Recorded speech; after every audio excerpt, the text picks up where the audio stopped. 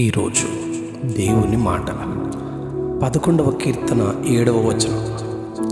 యథార్థవంతులు ఆయన ముఖ దర్శనము చేసెదరు.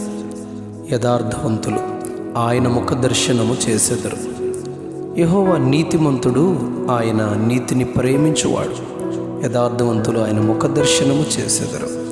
ఇశ్రాయేలు రాజైన దావీదు ఈ కీర్తనలో దేవుని ఘనమైన మనస్సు, ఆయన హృదయ ఆశ, ఆయన మంచి లక్షణాలను వివరించి మాట్లాడుతున్నారు. 5వ వచనంలో యెహోవా నీతిమంతులను పరిశీలించును అని ఆయన లక్షణాన్ని గురించి ఎత్తి మాట్లాడుతున్నారు. యెహోవా తన పరిశుద్ధాలయంలో ఆకాశముందున్న తన సింహాసనము నుండి నరులను కన్నులారా చూస్తూ పరిశీలన చేస్తూ ఉండగా, ఆయనకు నారియందు సంధించబడిన బాణములతో దుష్టులు విల్లెక్కు పెట్టి యథార్థవంతుల మీద వేయడానికి ఎదురు చూస్తున్నట్లుగా ఆయన చూశారు. వారు ఆయనకు అసహ్యము. దుష్టులు, బలాత్కారాసక్తులు ఆయనకు అసహ్యము. ఆయన వారి మీద ఉరులు కురిపించును, వారికి అగ్ని గంధకములు వడగాలియు పానీయ భాగమవుతుంది అనగా వారికి నిత్య నరకమే గతి అని ఈ అధ్యాయంలో ప్రభు చెబుతూ ఉన్నారు.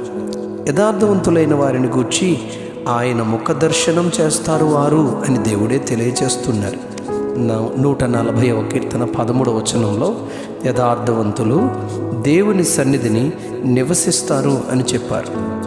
సామెతల గ్రంథం 2వ అధ్యాయం 21వ వచనంలో యథార్థవంతులు దేశమందు నివసిస్తారు అని చెప్పారు. సామెతల గ్రంథం 14వ అధ్యాయం 9వ వచనంలో యథార్థవంతులు ఒకరి యందొకరు దయ చూపుతారు అని చెప్పారు. సామెతల గ్రంథం 28వ అధ్యాయం 10వ వచనంలో యథార్థవంతులు మేలైన దానిని స్వతంత్రించుకొందురు అని చెప్పారు. 11వ సామెత 3వ వచనంలో యథార్థవంతుల యథార్థత వారికి త్రోవ చూపిస్తుంది అని చెప్పారు. 5వ వచనంలో యథార్థవంతుల నీతి వారికి త్రోవ చూపిస్తుంది అని చెప్పబడింది. 6వ వచనంలో యథార్థవంతుల నీతి వారిని విమోచిస్తుంది అని చెప్పబడింది. 11వ వచనంలో యథార్థవంతుల దీవెన వలన పట్టణానికి కీర్తి వస్తుంది అని చెప్పబడింది. 19వ వచనంలో యథార్థవంతుల నీతి జీవదాయకము అని చెప్పబడింది. 20వ వచనంలో యథార్థముగా ప్రవర్తించువారు ఆయనకిష్టులు అని చెప్పబడింది. 14వ సామెత 2వ వచనంలో దేవుని యందు భయభక్తులు గలవాడే యథార్థముగా ప్రవర్తిస్తాడు అని చెప్పబడింది.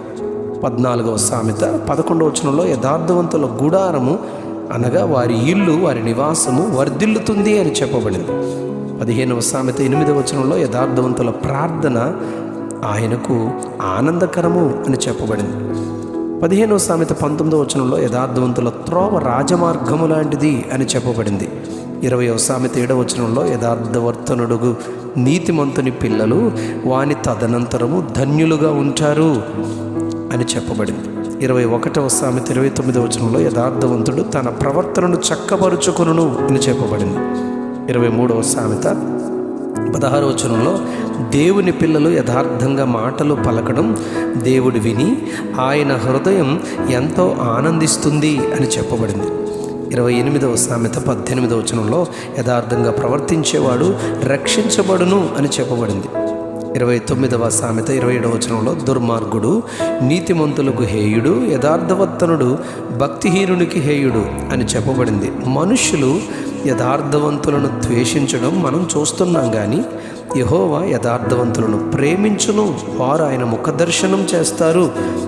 దేవుని ఎదుట మన యథార్థత ఎన్ని ప్రయోజనాలు, ఎన్ని దీవెనలు, ఎన్ని ఆశీర్వాదాలు, ఎన్ని బహుమానాలు ఇస్తున్నాయి.